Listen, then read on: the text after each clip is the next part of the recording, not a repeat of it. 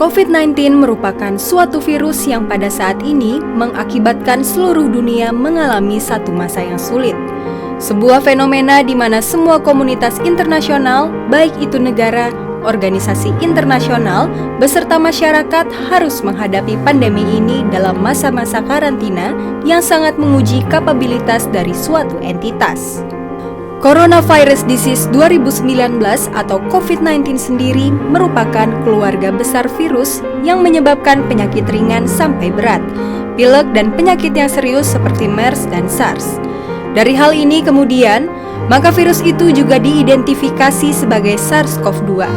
Melihat dari jenis virusnya, terlebih lagi hal ini juga didasarkan pada pernyataan otoritas yang berada di Wuhan pada Desember 2019 setelah melalui proses investigasi pada saat itu.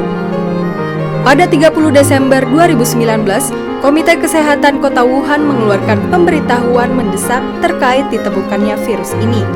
Dikarenakan pada saat itu, gejala, dampak, serta proses penularan masih belum diketahui secara pasti. Kemudian, sehari setelahnya, barulah dilaporkan kejadian tersebut kepada WHO, di mana ada 27 orang dengan pneumonia yang gejalanya juga masih belum diketahui. Namun satu hal pasti yang diketahui adalah orang-orang yang terkena penyakit ini didominasi oleh orang-orang yang berada di salah satu pasar tradisional di Wuhan, Tiongkok.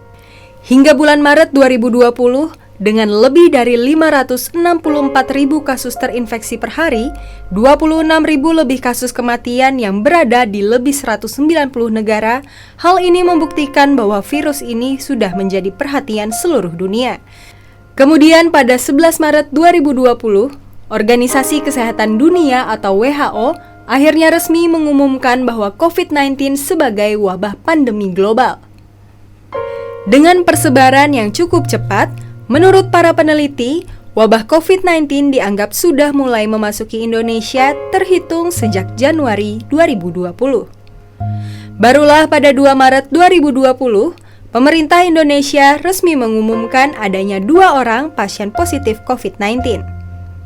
Hingga pada tanggal 22 Maret 2020, dilansir dari National Traffic Management Center atau NTMC, Kepolisian Negara Republik Indonesia, Gubernur Kalimantan Selatan, Haji Sahbirin Nur beserta dengan Ketua Tim Gugus Tugas Kalsel, Muslim, memberitahukan bahwa sudah ada pasien positif corona yang berada di Banjarmasin yang dirawat pada saat itu di Rumah Sakit Daerah Ulin. Diberitakan bahwa pasien sebelumnya memiliki riwayat perjalanan ke daerah Jawa.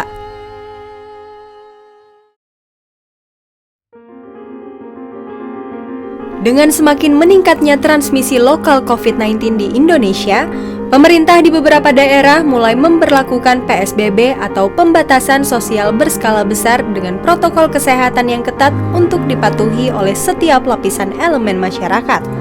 Hingga pada 5 November 2020, tercatat sudah ada 437.716 kasus yang terkonfirmasi akan COVID-19. 54.800 diantaranya masih dirawat, 360.000 dinyatakan sembuh, serta sekitar 14.600 meninggal dunia. Dengan pernyataan resmi yang sudah membuktikan ada transmisi yang sudah terjadi di Banjarmasin, Wali Kota Banjarmasin Ibnu Sina memberikan berbagai arahan serta rekomendasi kepada jajarannya mengenai tindak lanjut terhadap wabah COVID-19 ini. Lebih lanjut, strategi-strategi yang dicanangkan dan diimplementasikan melalui dinas-dinas di Kota Banjarmasin seperti Dinas Kesehatan serta Dinas Sosial.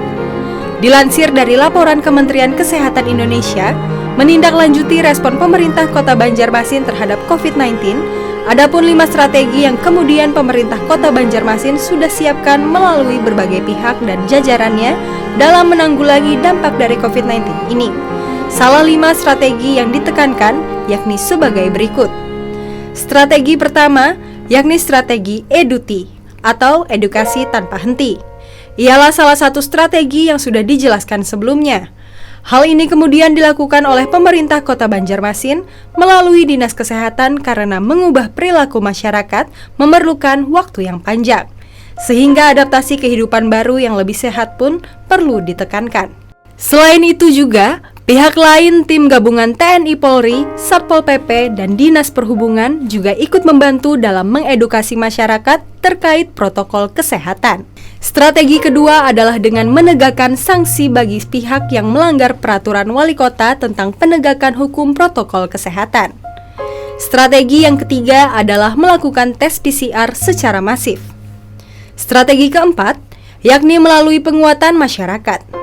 Penguatan masyarakat ini juga ditekankan melalui pelibatan masyarakat dengan berdirinya kampung tangguh, yang dimana tokoh pemuda sampai tokoh masyarakat akan terlibat mempercepat dan mempermudah proses penanganan COVID-19 di masyarakat. Kemudian strategi kelima adalah melakukan evaluasi berkelanjutan. Evaluasi berkelanjutan ini dilakukan secara terus-menerus dengan mengundang tenaga surveillance, tokoh masyarakat, dan Forkopimda.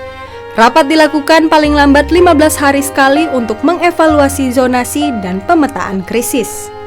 Dinas Sosial Kota Banjarmasin juga ikut membantu dalam hal bantuan berupa pembagian sembako ataupun bantuan sosial tunai kepada warga yang terdampak. Dengan target lebih kurang 60.000 warga Banjarmasin yang memiliki perekonomian menengah ke bawah, hal ini kemudian diharapkan agar dapat mengurangi beban masalah yang dialami oleh masyarakat terdampak.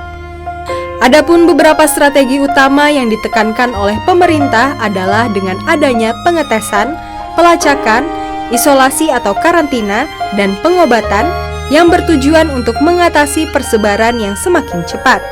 Terlepas daripada itu semua, kedisiplinan masyarakat tetap menjadi hal terpenting agar dapat bersama-sama saling bahu-membahu menghadapi masa pandemi ini dengan lebih aman, nyaman, serta selamat. Disiplin 3M, yakni memakai masker, menjaga jarak, dan rajin mencuci tangan juga harus selalu dilakukan agar upaya pemerintah dalam melakukan 3T, yakni testing, tracing, treatment, tidak sia-sia dan meningkatkan kesehatan masyarakat. Kebijakan pembatasan sosial berskala besar juga tidak lepas dari tindakan pemerintah, di mana dengan diberlakukannya PSBB, segala aktivitas sosial, keagamaan maupun ekonomi dapat lebih dibatas serta dilaksanakan sesuai dengan protokol yang sudah dikeluarkan. PSBB yang kemudian diberlakukan terhitung sejak 24 April 2020 dilaksanakan melalui pengawasan serta penjagaan dari tim gabungan agar masyarakat Banjarmasin dapat lebih menyadari akan situasi dan kondisi yang terjadi. Demi kebaikan bersama, maka peraturan harus diikuti dan dipatuhi oleh semua golongan masyarakat. Dengan berlakunya protokol kesehatan, tentu tempat serta fasilitas umum yang rutin dikunjungi masyarakat seperti masjid atau pasar sekalipun harus mendapatkan sedikit penyesuaian, seperti dipasangnya bilik desinfektan, penyediaan tempat cuci tangan yang lebih banyak beserta dengan sabun cuci tangan, hand sanitizer, serta diberlakukannya aturan jaga jarak lebih kurang 1 meter antara satu sama lain. Wabah COVID-19 bukanlah suatu fenomena biasa yang dapat diantisipasi dengan sempurna baik dari masyarakat, negara, bahkan komunitas internasional sekalipun. Namun terlepas daripada itu, satu hal yang pasti, kita sebagai manusia sedang diuji selain untuk tetap tabah dan disiplin kepada peraturan, juga harus meningkatkan simpati serta empati kita kepada sesama, agar dapat melewati musibah ini secara bersama-sama dengan selamat. Wabah COVID-19 juga menjadi suatu tonggak penting sejarah, di mana suatu penyakit dapat menyebabkan dampak yang begitu masif, baik itu secara langsung maupun tidak langsung. Oleh karena itu, sebagaimana sejarah pada umumnya, jadikanlah peristiwa ini sebagai suatu pelajaran untuk mempersiapkan masa depan yang lebih baik. Tetap disiplin terhadap protokol kesehatan yang ada, jaga kesehatan dan jaga keselamatan Anda.